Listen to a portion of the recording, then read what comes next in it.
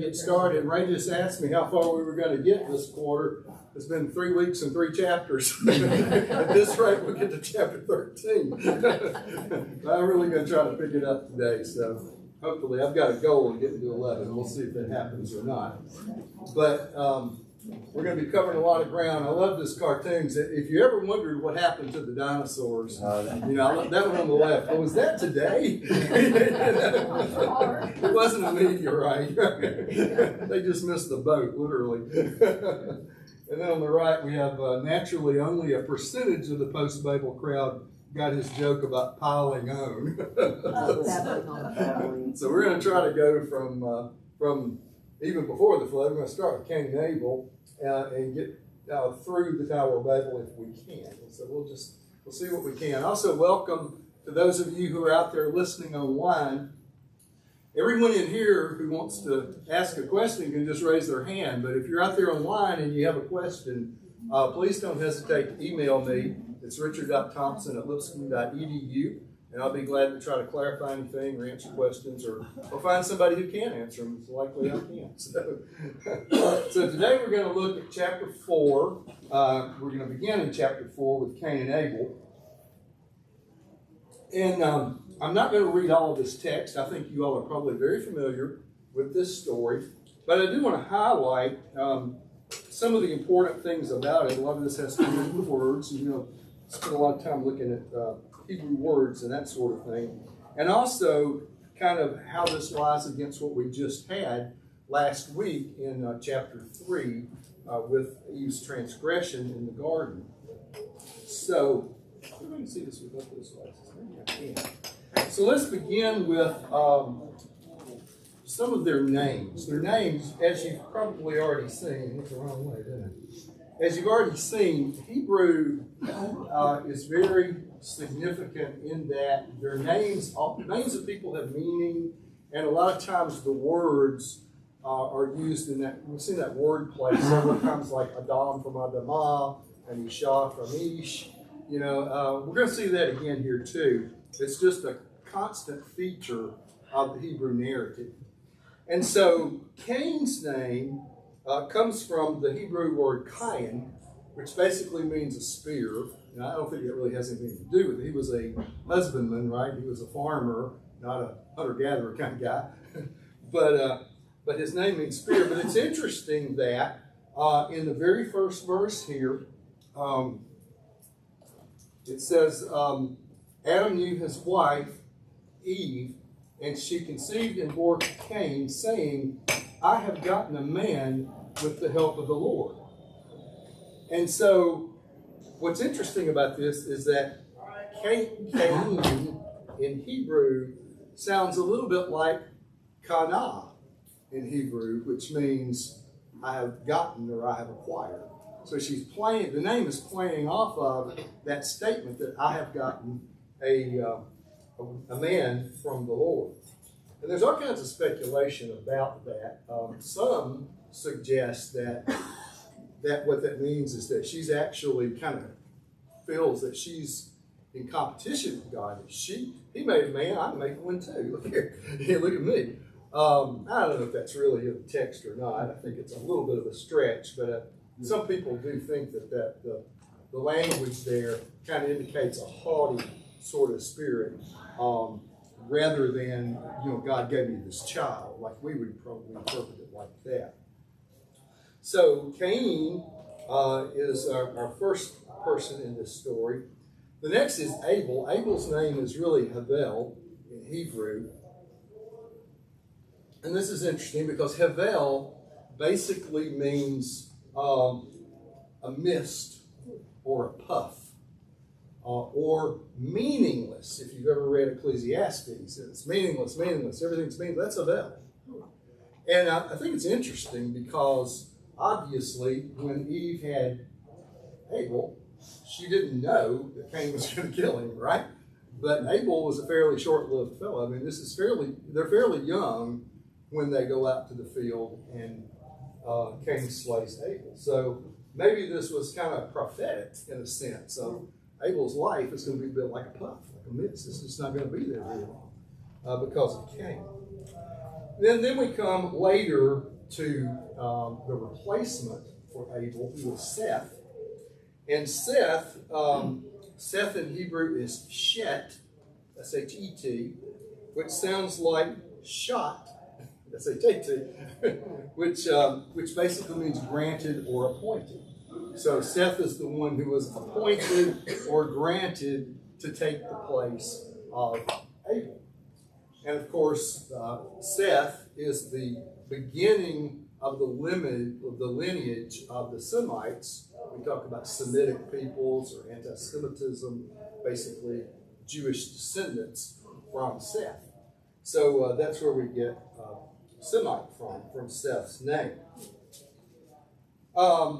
So one interesting thing also here that I think we see is that something happens here that for the first time in the Bible that we will see repeated several times in Genesis, and that is a reversal in birth order. So we've got Cain, and we've got Abel, then we've got Seth, right? So generally speaking, in ancient Near Eastern culture, there was a doctrine, I guess you would call it, or whatever, called mishpat, let's see if I can say this, habekara, which basically was the right of the firstborn. What that means is that the firstborn child always gets 50% of the inheritance, and however many other kids they are, they get to split what's left. But the firstborn always has the preeminence, right? Well, here, what happens because of Cain's sin, he winds up not being in that position, and of course, Abel is gone, so Seth winds up being the one that gets to be the right of the firstborn rather than the firstborn Cain. Now, we'll see that again with Ishmael and Isaac. We see it with Jacob and Esau, all the way down the line. It just happens over and over again where God inverses the natural order of things in the progression of these people. Another interesting thing in this passage is that when God is talking to Cain about the murder, and he says, sin is lurking at your door. I thought it's kind of interesting. I looked at this in the Hebrew, and the word there is actually tent flap. Sin is lurking at your tent flap. That would be a door, right? So we understand door a lot better, but I thought it was interesting. It said tent flap. But this is the first time sin as a word, hatat, is mentioned in the Bible. So it's interesting that in the last chapter, Eve transgressed, right? She disobeyed God. But it wasn't referred to as sin back then. This is referred to as sin. And in fact, as I mentioned last week, there's some indication there that Eve, she was culpable. She clearly disobeyed. But it sounds from the text there that God really believed that she was deceived. It wasn't something that she conjured up on her own. Oh, let me go eat that fruit. God said not to. She was deceived by the serpent. And so maybe that's why he didn't call it that back then. I mean, it's clearly a transgression, so I guess it is sin. But this is the first time that we have the word hatat. So the first big question I have for you, we'll get some discussion going, is why was Cain's sacrifice rejected? Remember, they both brought a sacrifice. Abel brought the first fruits of his flock and the fatty portion, and Cain brought some of the cereal of the field, whatever he had grown, I suppose. They both brought a sacrifice. God was pleased with Abel's, but he wasn't pleased with Cain. Why? What was the difference? They both brought a sacrifice. Those are both acceptable sacrifices later on in Leviticus, both grain sacrifices and first fruit sacrifices. I've always heard people say it's because they're the difference in their heart. Okay. What do you think the difference in their heart might have been? We're not told, are we?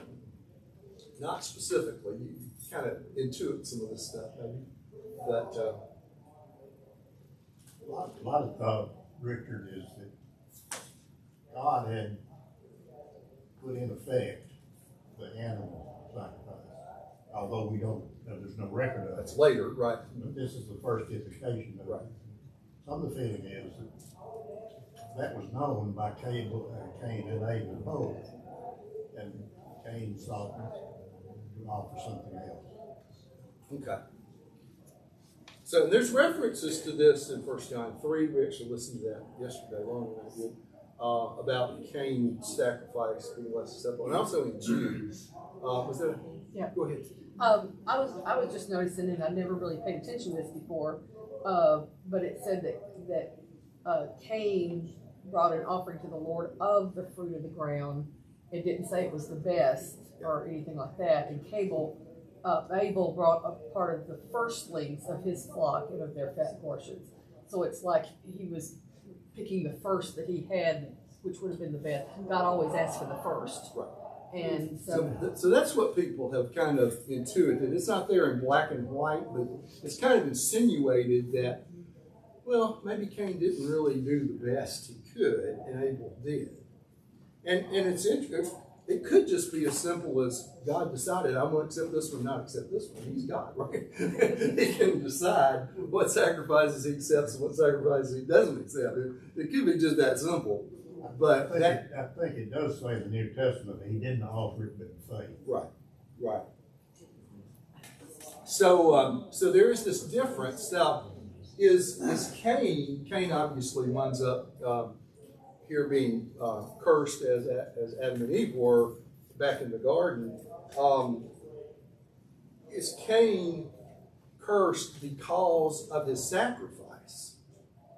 Or is he cursed because of something else? Is it because you didn't give me a good enough sacrifice, so I'm going to curse you? I think it's because he killed his brother. Well, he kills his brother, right. But what's the problem here?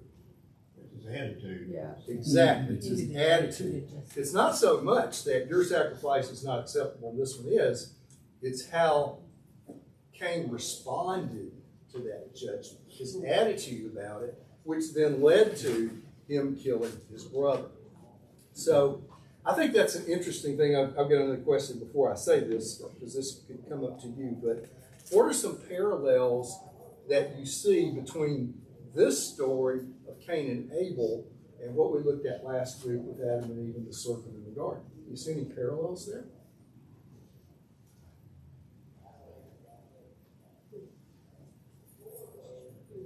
What happened after the murder? Where did Cain go?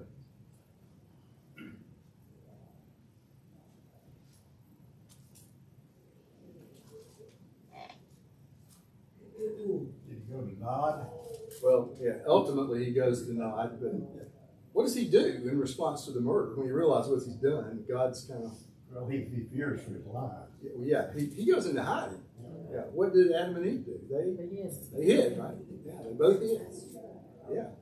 And what did God do when they hid? What did he say to both? Where are you? Remember he called Adam and Eve, where are you? And they said, oh, we ran and hid because we were naked, right? Well, he's asking Cain the same thing. Where are you? I hear your brother's blood coming to me from the ground. Both of them, Adam and Eve, are banished from the garden forever. Cain is banished from the new place. He goes, like Ray said, over to the land of Nod, which is east of Eden. And the ground is cursed. In Adam and Eve's case, the ground was cursed such that it would bear thorns and thistles. But in Cain's case, it sounds like it won't produce anything. And he's a farmer. If you're a farmer and the ground won't produce anything, that's not a good scenario, right? So you're not going to be a very successful farmer in that sort of a situation. What is the big difference between Adam and Eve's transgression and Cain's transgression? Think about sources. Well, one thing, he told God that he put more than anything on him than he could handle. So, he said that, therefore they With the mark thing, yeah. the mark. Yeah, we'll get to that in a second. We're a little bit ahead of it. But what was the source of Eve's sin? The source was actually What the caused serpent. Yeah, the serpent. So Like I she said- was deceived, Like I said, she was deceived, right? but Was Cain deceived into murdering Abel? no, he was angry. His sin came from within himself. Her sin came from deception from another being. From a spirit. But was Serpent- hers really a sin or just a transgression? Well, sin, transgression, in my mind, they're all the same, but Well, it true, wasn't called sin, I guess. but if you tell a lie, is that the same thing as killing somebody? Well, there are different magnitudes, obviously, of the consequences of sin, but sin is sin, I think. Well, I understand that, and you can't judge the level of sin, but what Eve did was because of deception. Cain? Well, is it important You that go. what Adam and Eve did had eternal consequences? Mhm. What this sin has earthly consequences. Yeah, that's an interesting point. There's with Adam and Eve, there's a separation between God and man. But now with Cain and Abel, there's a separation between man and man.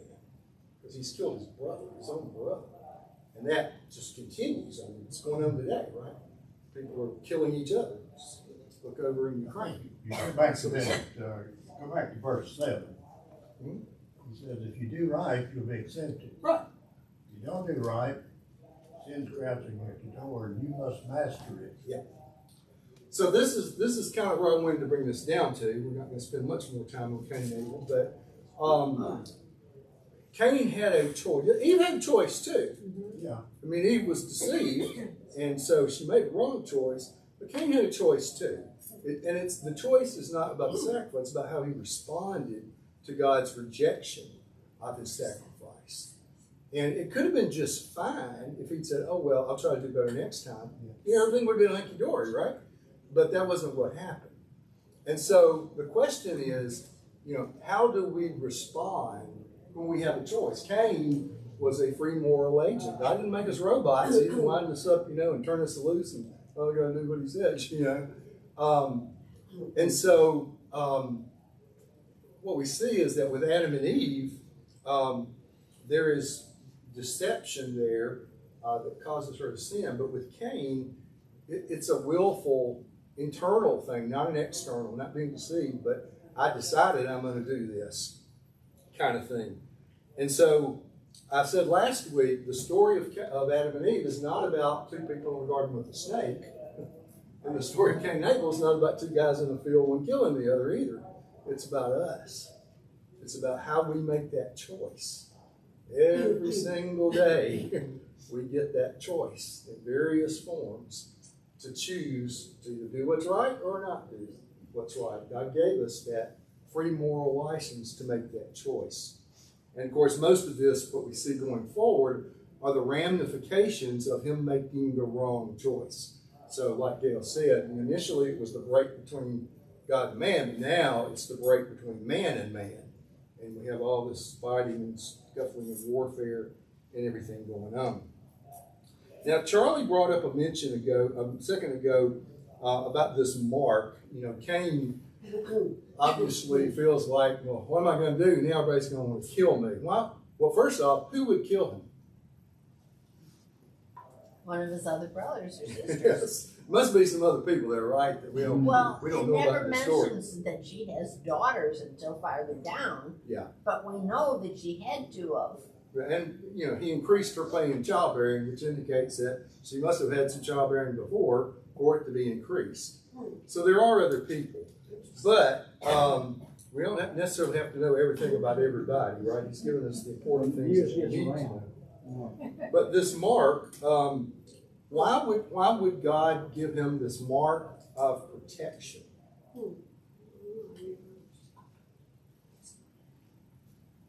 This is another one of those kind of ancient Near Eastern custom things. But there was, remember the story of Ruth? This is a little bit of a tangent. In the story of Ruth, Boaz is a Goel. He's a redeemer. And so if the wife's husband dies, the brother's supposed to step in and have children with her for the brother, a kind of a replacement husband sort of thing. Well, there was also something called a Goel Hadon. And the Goel Hadon was someone, if someone in a family clan did something wrong, it was the job of the Goel Hadon to step in and take care of him. And so that's what Cain was worried about. His Goel Hadon was going to come after him and get him. But And the so- law of Moses has not been written yet, so Correct. was this just a custom? This was just It's ancient Near not Eastern custom. Like Right. Leviticus has come No, it's not along yet. law like Leviticus. It's just custom. But isn't this similar to what is practiced in the Islamic, where if you sin Yeah, it is against kinda my similar, daughter or my wife, Right. I'm gonna get you? You're right. It's very similar to that. And all of that is just ancient Middle Eastern culture kind of stuff.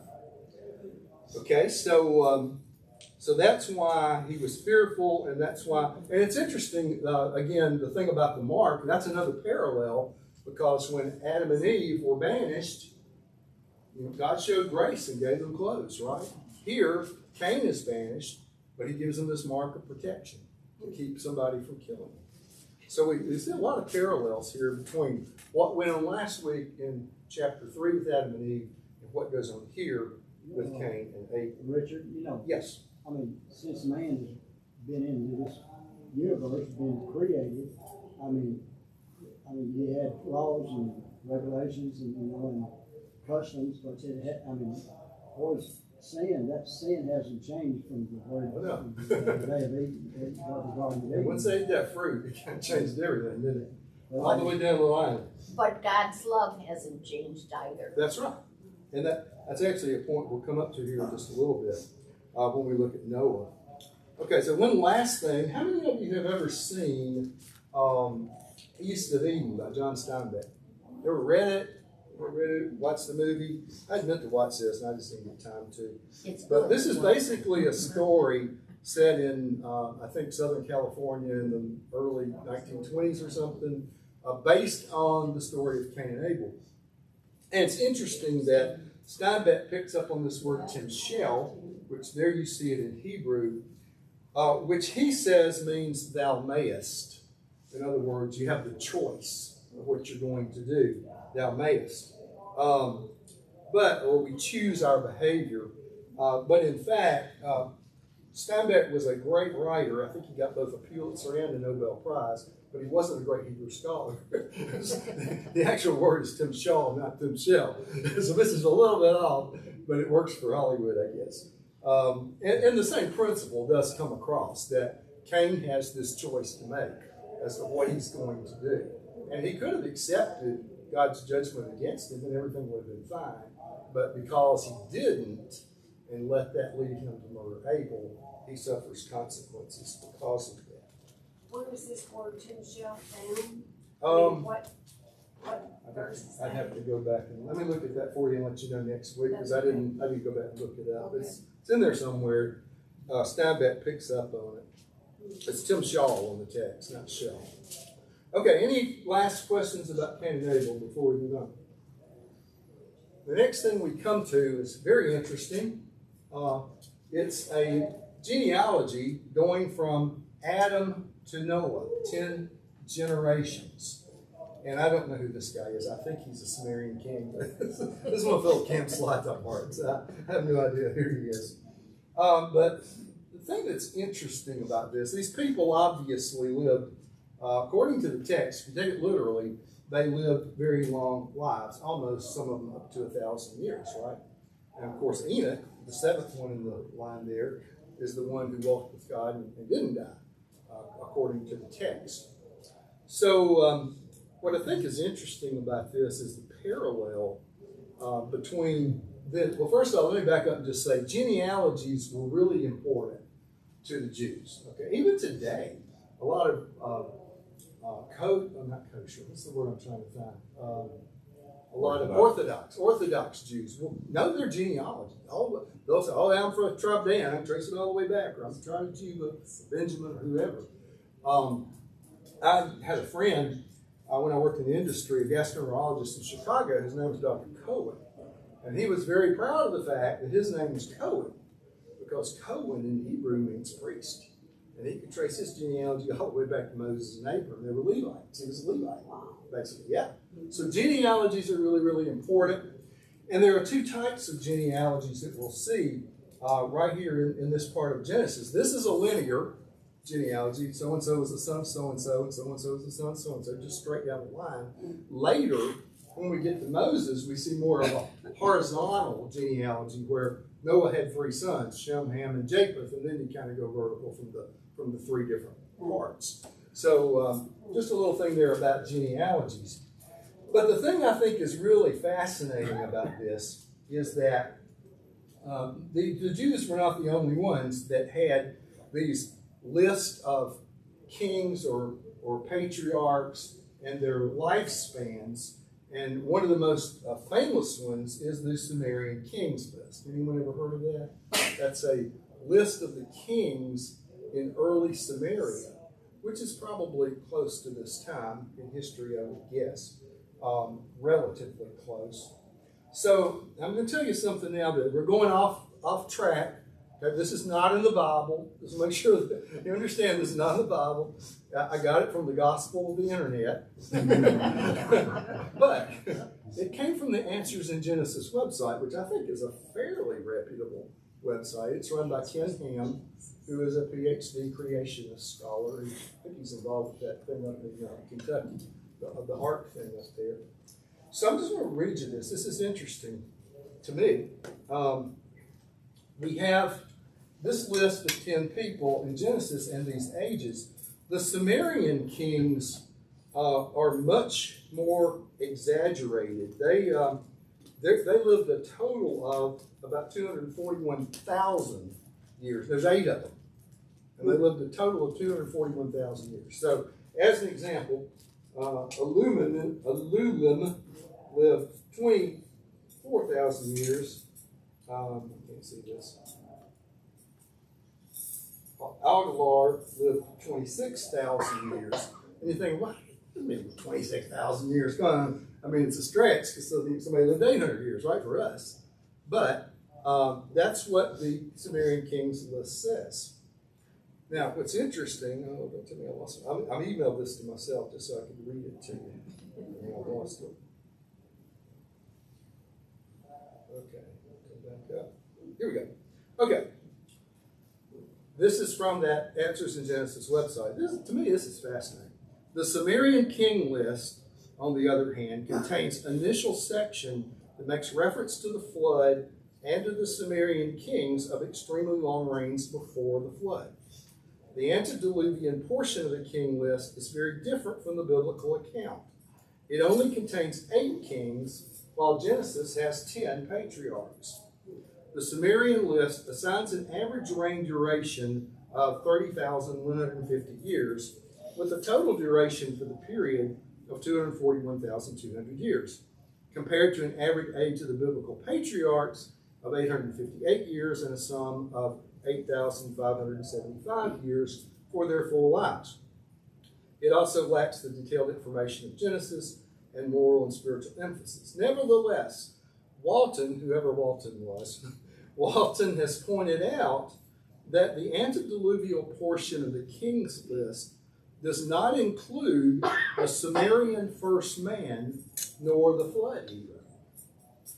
Okay? If Adam and Noah are dropped from the biblical list, the number of the people in the 2 lists is then the same, 8. Say that again. Okay, the Sumerian king list doesn't list the first Sumerian person like Adam is in Genesis, and it also doesn't list someone corresponding to Noah, the flood year.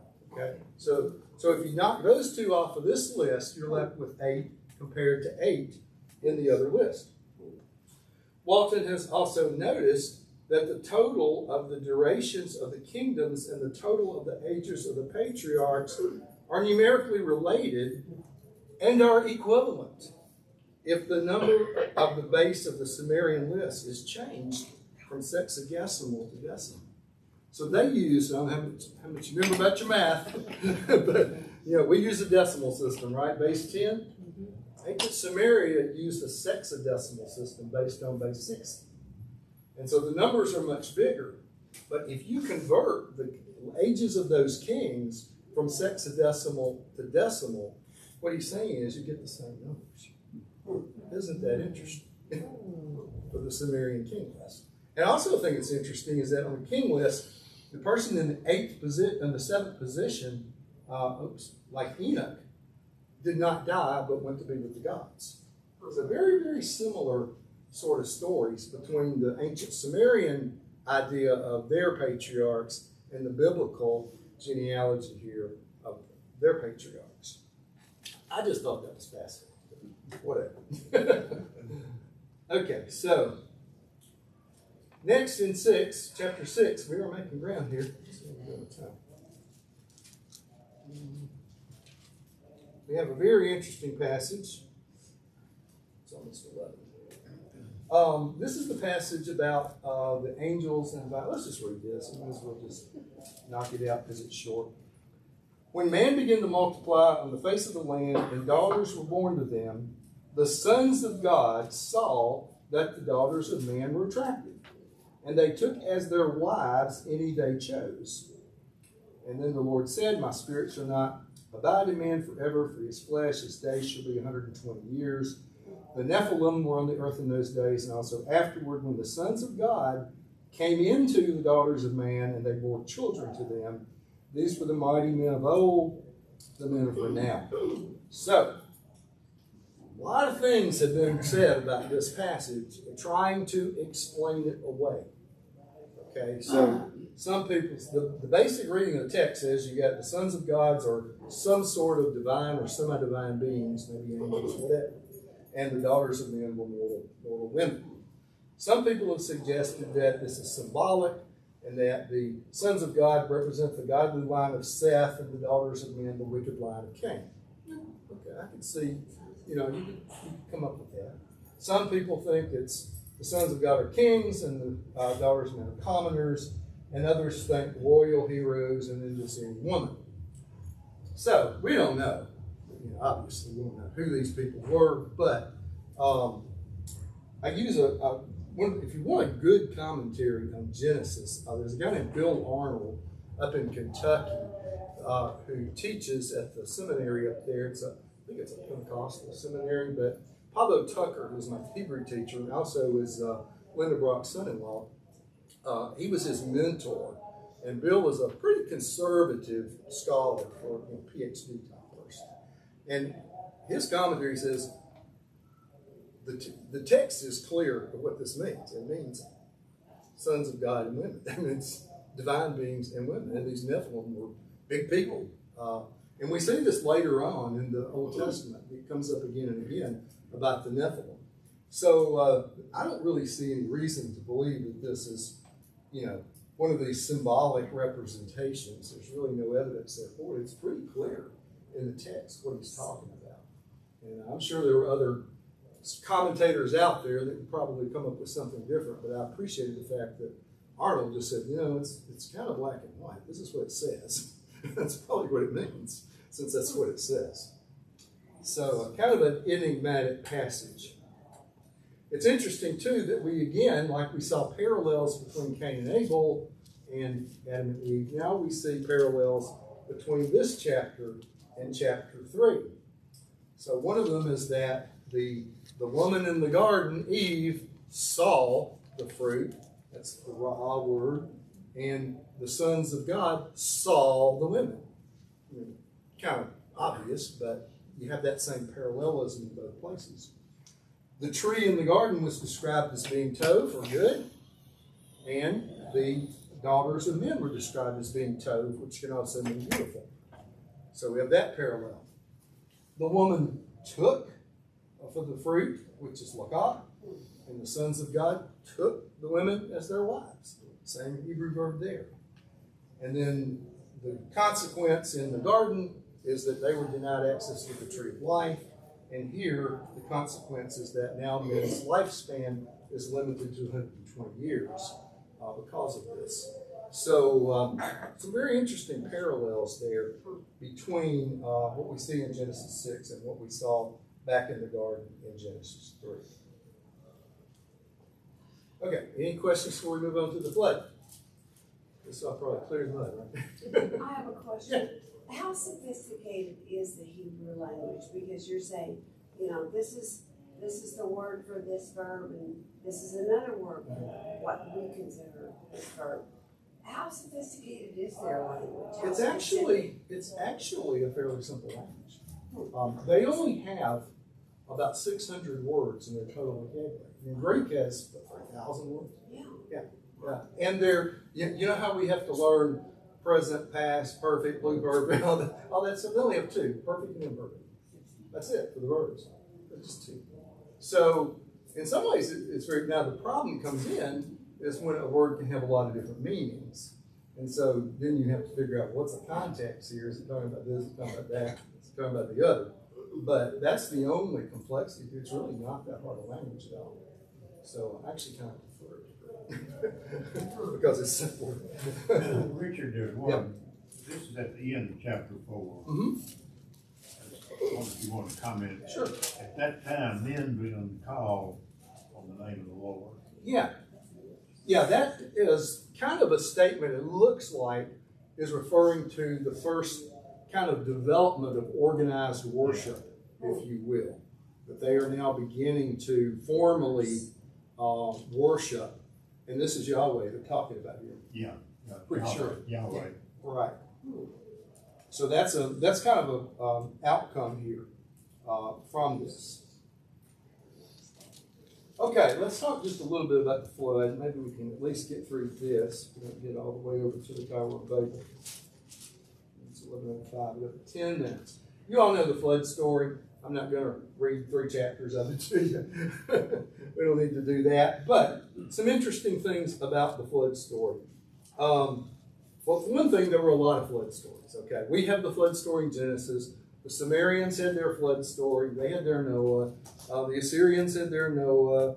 Somebody else had their Noah. I mean, there's a lot of flood, and they're very similar, actually. So, you know, it kind of makes you wonder, you know, which came first, or who got what from who, that sort of thing. But the other thing that's interesting about the flood story that we have in Genesis is that there are what we might perceive to be some contradictions in it. And, you know, we don't like contradictions in the Bible, right? We don't like that. We want everything to fit together just like it's supposed to. So, but clearly, I mean, in one place, it says that they took 2 pairs of animals, 2 pairs of clean animals, and 1 pair, or 7 pairs of clean and 1 pair of unclean. Well, which was it? You know, was it 2 pairs of everything, or was it, you know, how could it be both? And then we also have a difference in duration. In one place it says 150 days, water went up, 150 days, water went down. In another place it says 40 days and 40 nights. Now, this is where some of the wacko scholar people that kind of get off on that JPED thing, you know, what we talked about, the 4 different writers that supposedly put this all together, they think it's 2 different accounts that have been woven together. And since they were both considered authoritative, they just left it that way, and the inconsistency didn't seem to bother them, like it would bother us, of course. But, you know, I'm kind of a little bit skeptical that that's really what's going on here. But it's interesting that this can be arranged into sort of a chiastic structure that really incorporates both of these strings of story, if you will, into a single unified whole. And so if you do that, you have 7 days of waiting for the flood, another 7 days of waiting, 40 days of rain, and then you have 150 days of the waters going up, 150 days of the waters coming down, another 40 days of waiting, 7 days of waiting, 7 days of waiting.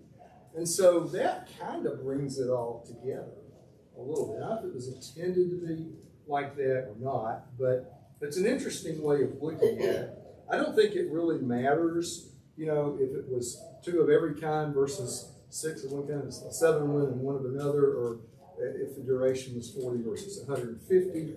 But the point is, I think the point of the flood is that everything God did in chapter 1 in the creation is undone over here. This is uncreation. So if you recall, back in chapter 1, he created that firmament, right? He separated the waters above from the waters below. And he created the fountains of the deep underneath the earth. Well, now, the firmament's removed and the waters all come pouring down, and the springs of the deep spring forth from under the earth. And so all of these things are kind of the undoing of Genesis 1, the creation, the uncreation, and then when Noah steps off the ark with his family, we start the recreation over again with a new family. So it's kind of an interesting sequence there. Also, the ark. How many of you have been to Kentucky and seen the ark? Several? Okay. I haven't done that yet. I don't really like to do that. The ark is basically a box. It's 450, 75 by 45. It was not navigable, so it wasn't like a rudder. We couldn't decide where he wanted to go. Let's go to that mountain now. Couldn't do that. Just kind of was at the mercy of wherever the waves and the wind sent him, I suppose. And it's interesting that this is put in the context of the world had become so corrupt. That's the reason for the flood, right? After Cain, that murder, that type of sin that separated man from man just continued, and everybody was corrupt, it sounds like, except for Noah. Noah was our good guy. In fact, Noah is described in three ways. He was righteous, he was blameless, and he walked with God. And what's interesting about that is the walk with God is the same verbal terminology that's used of Enoch. Now, obviously, Noah didn't die here. He dies later on, like Enoch didn't die. But they both walked with God in the same way. Also, what we have here is the first covenant in the Bible. God makes a covenant with Noah after the ark. And so you kind of get a glimpse here, a balanced view of God. A lot of times we think that the God in the Old Testament is God of judgment and he's killing people and tearing stuff up. And the God in the New Testament's all grace and love and yay, But it's not. He's kind of a both. And so what we're seeing here is that the corruption in the world demanded justice, which was the flood. But Noah basically was given grace and delivered from it. So we see justice and grace both in this story. So the corrupt people all died, right? But Noah didn't. So we have that difference between them. Where is the ark? Everybody knows where the ark is? It's in Kentucky, right? No, it's not in Kentucky. Okay, a lot of people think the ark is on Mount Ararat, Inc. The text doesn't say Mount Ararat, it says the mountains of Ararat. Mount Ararat is actually in Armenia. A lot of people have been up there looking for an ark and haven't found one. They're probably not going to, because it didn't say that. So it wasn't, this is Mount Ararat, this is in Armenia. What the Hebrew says is really it's the mountains of Urartu, which is this region. It's a very large region, kind of encompasses today what we would know as Iran, Iraq, Russia, and Turkey. So it's a pretty broad area. And to be a little bit more specific about it, I don't know how much faith you put in the Quran, but that has the flood story in it as well. And they say it's in Kardu, which is basically southeast Turkey. So bottom line is we don't know where the ark is. It's over there somewhere in the Middle East. But it's kind of interesting that people have kind of focused on the Armenia site with Mount Ararat. And it really doesn't even say that. And then to close out, just briefly, as I said, there are many other flood stories. Probably the most notable one is the Epic of Gilgamesh. Anybody read that? I bet Jim read that. You read the Epic of Gilgamesh? Yeah. I knew it. It's really interesting. I've got it on my computer. It's pretty long, too, so we're not going to go into it. But the 11th tablet of the Epic of Gilgamesh, Gilgamesh was supposedly the third king of Uruk, which is the biblical city of Iraq. He goes on this quote. He's the flood hero, basically, if you will, in their flood story. And so I'm not going to get into all of it because it's a really, really long story. But I guess Upanishad is is the flood hero. He's their Babylonian Noah, if you will. So there were a lot of these flood stories out there, just like there were the other parallels that we saw earlier as well. And I think we were probably just about out of time. Let's do some stuff about looking for Noah's Ark. And there is the Ark encounter up in Williamtown, Kentucky. So I would love you to see that someday. So next week, I suppose we will pick up with Noah and Ham. And didn't get all the way to 11, but I'm making a lot of progress. We're catching up. We're getting there. One thing I forgot to say at the beginning is that, if you recall, in the first class we talked about how the book's structured. There's two big macro structures, right? There's the first 11 chapters, which is primeval history, which we're almost through with. And then there's the rest, which is the patriarch's narrative, starting with Abraham, which we'll hopefully get into next week. So we're kind of at that divide. And then there are also those substructures of Toledotes. We're on about the 5th or 6th Toledot now, where it says this is the generation of. There's generation of Noah, generation of Shem, and so forth. So we're following that structure pretty closely. I have one quick question. Sure. Wasn't when the flood actually came the first time it ever rained? That's a good question. I'm not sure I know. I don't know if anybody else knows. Well, there's no record of rain. There's no record, yeah. It doesn't mean it didn't And happen. part of it was people are like, you're crazy. What's rain? The other thing that's interesting, well, I'll just hold this until our discussion of the line of Seth and the Tower of Babel. But there's also, that the whole discussion about, was it a regional flood? Was it a worldwide flood? Remember that back in time, we don't know when, but supposedly all the continents were together, what's been called Pangea. You look at the outlines of the continents, they fit together like a jigsaw puzzle. And so very likely there was just one landmass then. And one thing I thought was interesting, particularly in light of what Mike said this morning, I read that the world population around that time, the world population was probably about 30 million. Now, he said this morning 25 million people live in Mexico City. So now these people were scattered, they weren't concentrated in one place like Mexico City, but that's not a whole lot. I mean, there's 250 million people just in our country. So that's not a whole lot of people. And so, people think about how could this have been a flood that covered all the different continents and everything? It probably wasn't like that. It probably was much easier for that to happen when they were just kind of right there all together, and there wasn't that many of them in the first place. So we'll get a little bit more into that next week.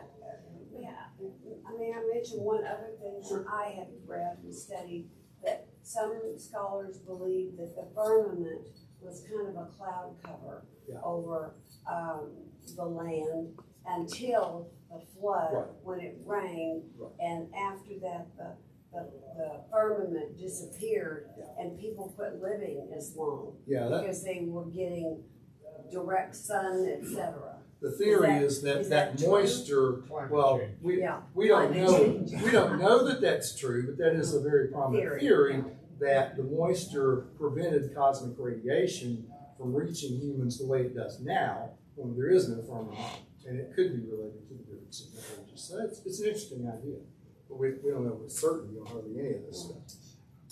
All right, I will let you go. We'll see you next week.